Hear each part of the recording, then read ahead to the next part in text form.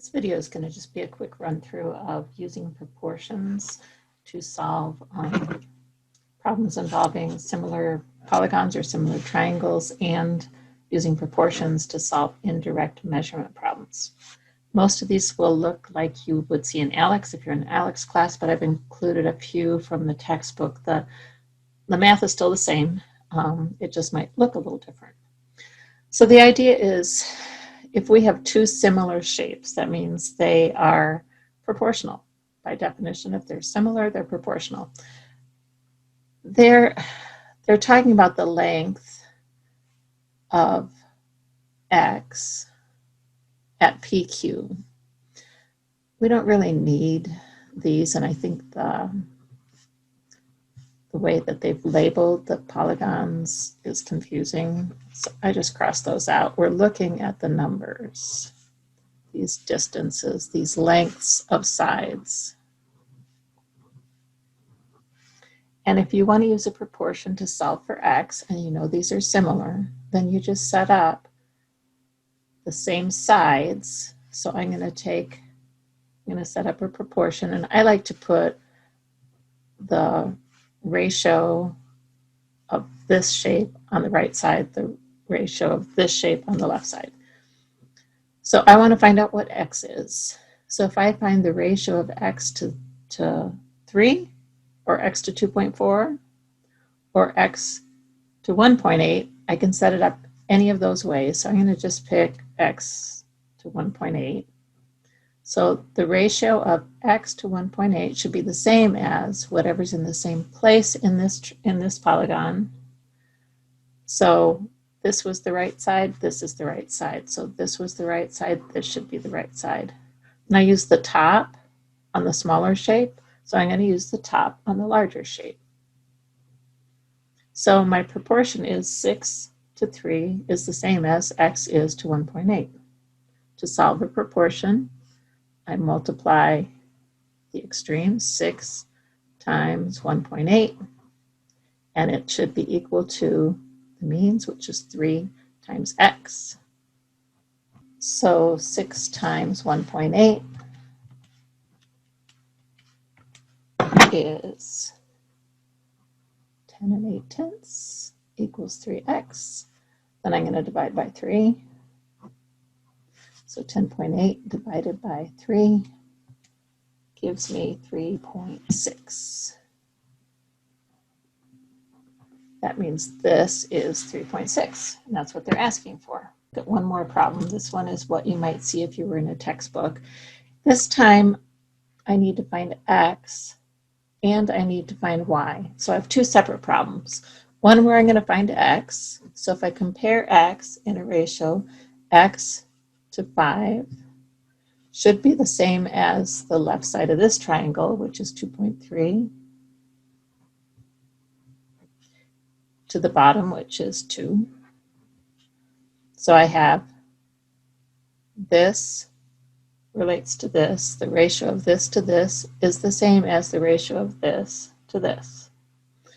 So I'm going to multiply 2.3 times 5 and 2 times x. 2.3 times 5 is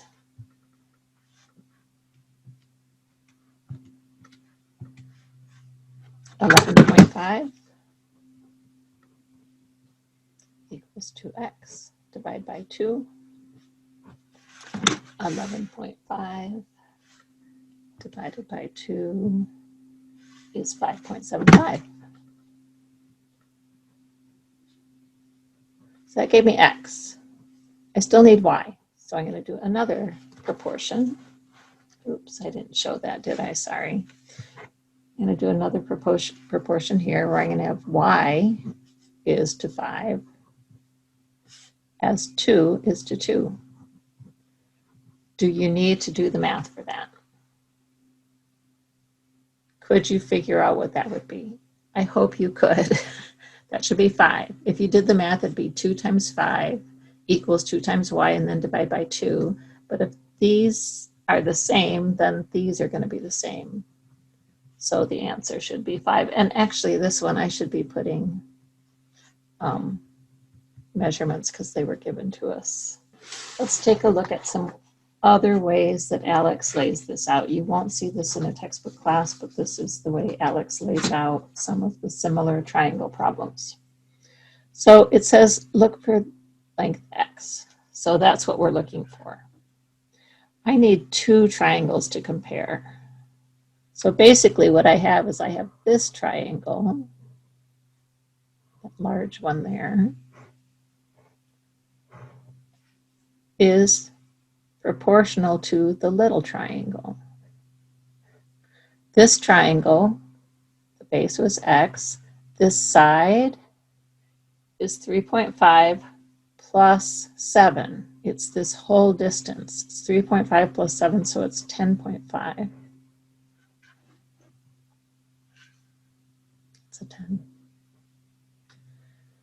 This smaller triangle is 3 on the base, and the side is 3.5. So see how I'm setting that up?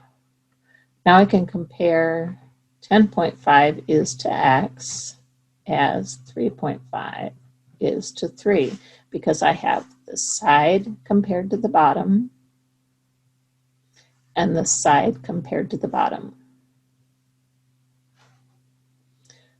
So it's the ratio of side to bottom, side to bottom. Then I can just multiply 10.5 times 3. 10.5 times 3 is 31.5 equals x times 3.5, which is 3.5x. Then I'm going to take 31.5 and divide it by 3.5. And I get 9. X equals 9. So this here equals 9. Same idea, only this time it's laid down. But I still am going to compare this triangle. So the base is 8, the height is 4, compared to the bigger one, where the height is x and the base is 8 plus 3. It's this whole line here. So 8 plus 3 is 11. So I set it up as side to base equals side to base. So I'm going to do 4 times 11 is 44 equals 8x. Divide by 8. And I get 5 point here. I get 44 divided by 8. It's 5.5.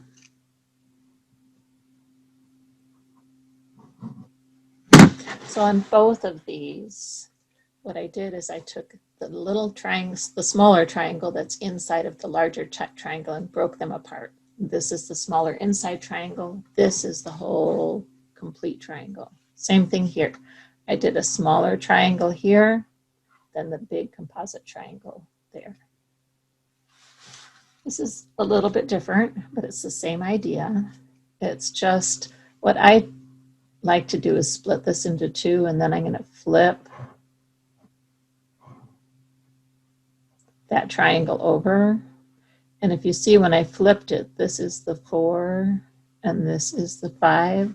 So the hypotenuse, the diagonal, is the 5. The side is the 4. Then I can compare this triangle to this triangle. 4 is to 5 as the side, 6 is to the hypotenuse. But 6 is to x. So I do 4x equals 30, divide by 4, and x will equal 7 point. X will equal 30 divided by 4, 7.5.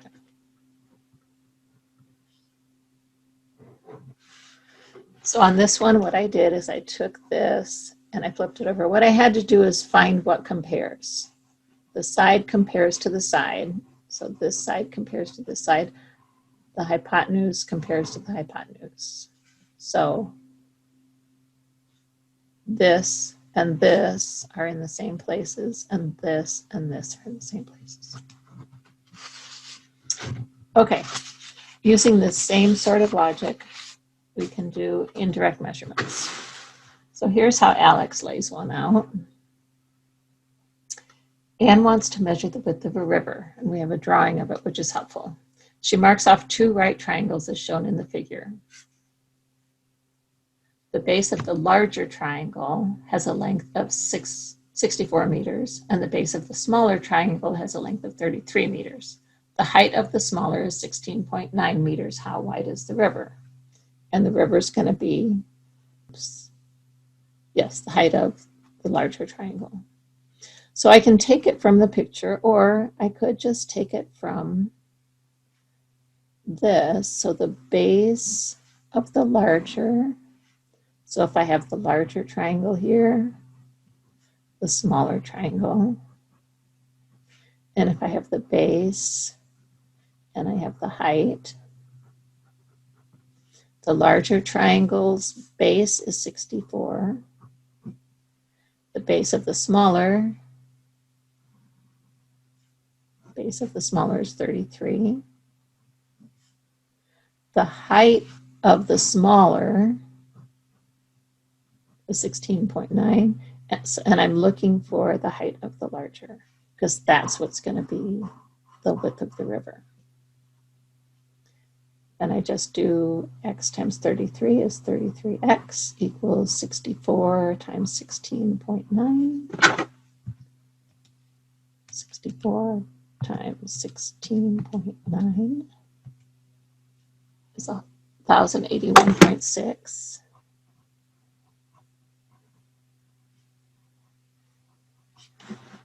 Then I divide by 33.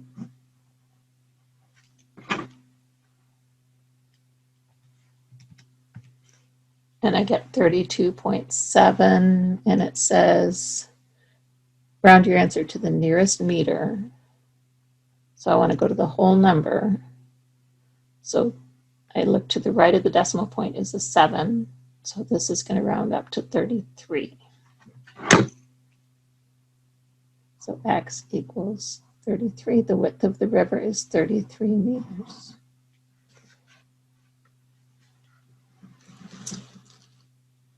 Same idea here. The triangles just are used for a different purpose. There's on a sunny day, a 6-foot man casts a 3.2-foot shadow on the ground. Same time, a building, so here's the building, casts an 80-foot shadow. So if I'm going to set that up as a proportion, I can have the man's height compared to the ratio of the man's height to the shadow is the same as the height of the building to its shadow.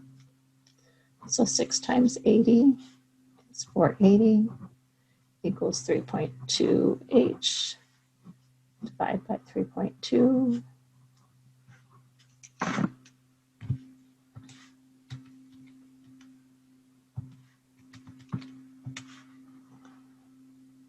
And I get 150. So it's 150 feet tall. This last one, we didn't get a picture, so I'm going to draw my own picture. So there's a pole that's 3.3 meters tall. It casts a shadow that's 1.4 meters long. At the same time, a building casts a shadow that is 45.75 meters long, and we want to know how tall the building is. Same exact thing, it's just I drew my own picture this time. And drawing that picture out can be helpful. You might have just done pole, shadow, and then shadow, and then you'd know the building has to be like the pole. So you'd have the pole to the shadow equals the building to the shadow. Same idea. I'm not going to go through and do all the math on this one. The point is how to get these set up, and then hopefully you've learned how to solve a proportion. That's pretty straightforward math. You can use a calculator, so that should come easily. Hopefully this helps you with similar figures and the indirect measurement problems in this unit.